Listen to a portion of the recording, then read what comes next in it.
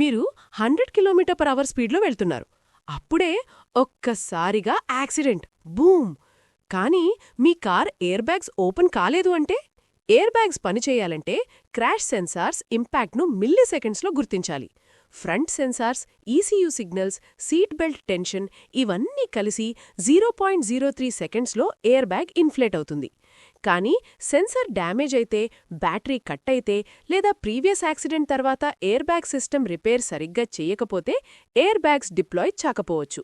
అప్పుడు మీ chest, head నేరుగా steering wheel లేదా డాష్బోర్డ్కి తగులుతుంది. హై స్పీడ్లో ఇది ఫేటల్ ఇంజురీస్కి దారితీస్తుంది. సేఫ్టీ టేకవే ఏంటంటే, యూజ్డ్ కార్స్ కొనేటప్పుడు ఎయిర్ బ్యాగ్ సిస్టమ్ స్కాన్ తప్పనిసరి. వార్నింగ్ లైట్ ఇగ్నోర్ చేయకండి. సీట్ బెల్ట్ లేకుండా ఎయిర్ బ్యాగ్ అలోన్ మీ ప్రాణాలు కాపాడదు.